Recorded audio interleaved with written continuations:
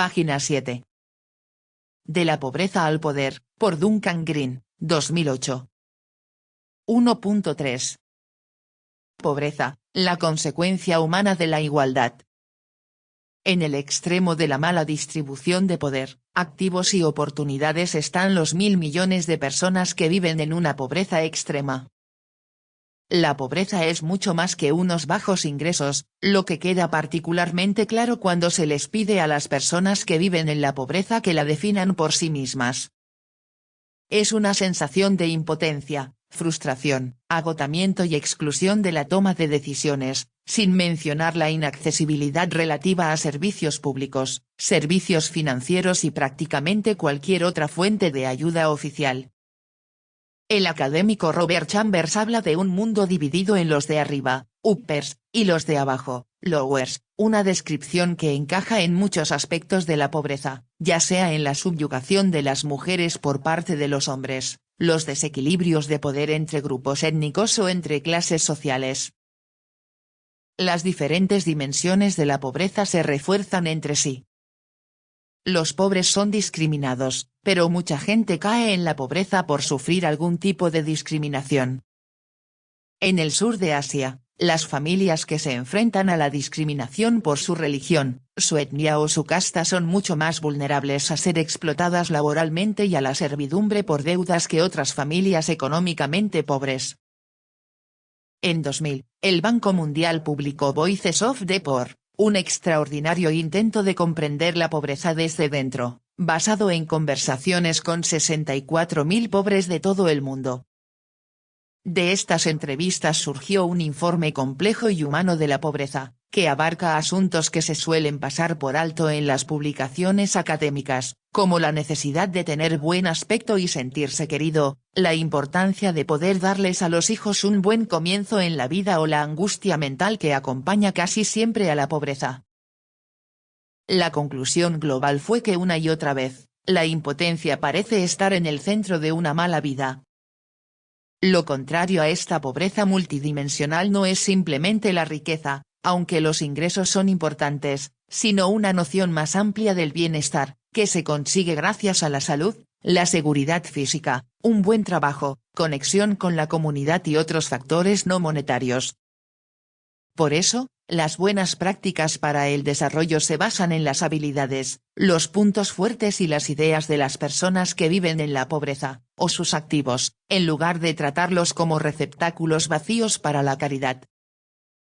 Aunque esta visión multidimensional de la pobreza es ampliamente aceptada en teoría, en la práctica, la atención se centra en la pobreza de ingresos, que se suele definir más a menudo como el umbral de pobreza extrema internacional de $1 al día.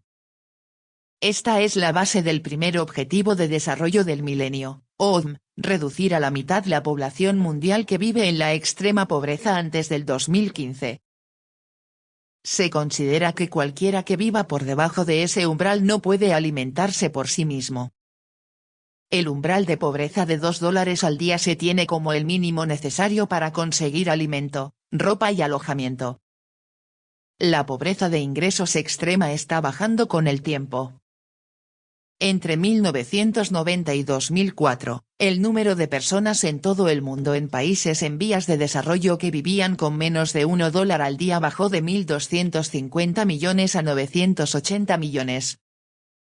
La proporción de personas que vivían en la pobreza extrema bajó de casi un tercio, un 32%, al 19% en el mismo periodo. Sin embargo, la tasa de mejora se ha ralentizado en los últimos años. La naturaleza y la ubicación de la pobreza también están cambiando. La ONU observa una mayor tendencia a la existencia de gente que entra y sale de la pobreza, una subida en la pobreza urbana y un estancamiento en la rural, y aumentos en la proporción de trabajadores informales entre los pobres urbanos y en el número de pobres sin empleo. En 2007, la población urbana de la Tierra superó a la rural por primera vez en la historia, principalmente por el crecimiento de las ciudades en los países en vías de desarrollo. De los 3.000 millones de residentes urbanos que hay hoy en el mundo, 1.000 millones viven en suburbios y son vulnerables a la enfermedad, la violencia y la exclusión social, política y económica. ONU Habitat estima que la población mundial en suburbios se doblará en 30 años, superando la tasa prevista de urbanización. Globalmente, los logros alcanzados en la reducción de la pobreza de ingresos se pueden atribuir en gran medida al despegue económico de China e India. A pesar de haber empeorado en cuanto a desigualdad, China en particular ha hecho progresos extraordinarios, y ha reducido la proporción de la población que vive en la pobreza extrema de 2/3 en 1981, 634 millones de personas, a solo un 10%, 128 millones de personas, en 2004. Muchos países han mostrado cómo hacer frente a las demás dimensiones de la pobreza. Egipto ha experimentado una de las disminuciones más rápidas en tasas de mortalidad infantil en el mundo desde 1980. Bangladesh, Honduras, Nicaragua y Vietnam también han progresado rápidamente. Por supuesto, hay que celebrar estos avances y debemos aprender de ellos, pero no hay que permitir que encubran la situación grave de muchos países y sectores en los que el progreso ha sido lento o inexistente y en los que, en muchos casos, la pobreza ha ido incluso a peor. En el África subsahariana, la pobreza extrema ha aumentado en 58,3 millones entre 1990 y 2004. Y más allá de lo que es la pobreza de ingresos, no podemos decir que el vaso esté, ni de lejos, medio lleno. En comparación con la posición de 1990, ahora hay 30 millones menos de niños sin escolarización primaria, pero aún hay 70 millones que no reciben educación alguna, un 57% de los cuales son niñas. Hoy en día, hay 2,8 millones menos de muertes de niños que en 1990, pero aún mueren 10 millones de niños cada año. Y casi todas esas muertes son evitables. Cada minuto, y solo de malaria, mueren 2 niños. El rápido auge de la inmunización global desde 2001 a través de la Alianza Global para Vacunas e Inmunización, Gavi, por sus siglas en inglés, también ha reducido la mortalidad, al salvar, según lo estimado, 500.000 de vidas. Aún así, enfermedades como el sarampión, la difteria y el tétanos, que se pueden evitar con una simple vacunación, son responsables de entre 2 y 3 millones de muertes infantiles al año. Por cada niño que muere, muchos más enfermarán o dejarán de ir a la escuela, atrapados en un círculo vicioso que une una mala salud en la infancia con la pobreza en la edad adulta. Como sucede con las 500.000 mujeres que mueren anualmente por causas relacionadas con el embarazo, más del 98% de los niños que mueren cada año vivían en países pobres. Que algunos países pobres hayan conseguido poner fin a este dolor y a este sufrimiento hace que estas muertes sean aún más inaceptables. La mala salud se ve agravada por el agua sucia. Otros 1.200 millones de personas han conseguido tener acceso a agua limpia en la última década, pero aún hay 1.100 millones que no tienen acceso a agua segura y 2.600 millones que no pueden acceder a sistemas mejorados de alcantarillado. Las enfermedades transmitidas por el agua o por las aguas fecales son la segunda mayor causa de muerte entre los niños en todo el mundo, tras las infecciones del tracto respiratorio. Se estima que la mortalidad total es de 3.900 niños cada día. El hambre se suma a la mala salud para debilitar los cuerpos y minar el futuro de los pobres. Más de 880 millones de personas, lo que incluye a 1 de cada 4 niños en edad preescolar, sufren de malnutrición, y eso que el mundo tiene alimentos suficientes para toda su población. Estas cifras son espantosas humana y económicamente, ya que cada año que el hambre sigue en estos niveles, la muerte prematura y la discapacidad arrebatan a los países en vías de desarrollo unos 500.000 millones de dólares de pérdidas en productividad y ganancias.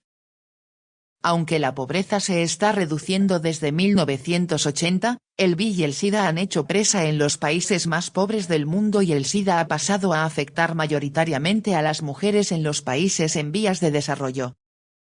Se estima que en 2007 murieron 2,1 millones de personas de esa enfermedad y que 2,5 millones se infectaron con el VIH. Casi todas estas muertes se produjeron en el mundo en vías de desarrollo, el 77% en África. Actualmente, hay unos 33,2 millones de personas con el VIH, 22,5 millones de las cuales viven en el África subsahariana. Algunas de las 1.000 millones de personas que viven con menos de $1 al día son más pobres que otras. Muchas de ellas entran y salen de la pobreza, en función de los caprichos del clima, las circunstancias personales y la economía. Una encuesta de Oxfam sobre los habitantes de los suburbios de la ciudad india de Lucknow mostró que, en un periodo de 3 años, entre 424 familias, 110 permanecieron en la pobreza, 162 superaron el umbral de la pobreza y el resto, algo más de un tercio, entraban y salían de la pobreza. En todo el mundo, de 340 a 470 millones de personas constituyen la pobreza crónica, atrapadas por debajo del umbral de la pobreza y con muy pocas esperanzas de escapar de ella. La pobreza crónica existe en todas las regiones, pero se concentra marcadamente en el sur de Asia y el África subsahariana. La pobreza crónica afecta particularmente a los niños, a las personas mayores y a las personas con discapacidades, que se enfrentan a discriminaciones sociales a menudo basadas en la etnia, la religión o el idioma. Cuando hay varias privaciones, se refuerzan entre sí. Los niños indígenas que van a colegios en los que se habla un idioma que no conocen no consiguen adquirir la educación necesaria para encontrar trabajos decentes con los que salir de la pobreza, incluso aunque no haya prejuicios raciales que les nieguen las mismas oportunidades. Para estas personas, reducir el grado de su exclusión social y política, así como su vulnerabilidad a choques, es más urgente que el crecimiento económico, ya que muchas de ellas no tienen trabajo y es probable que sigan sin tenerlo. Página 12.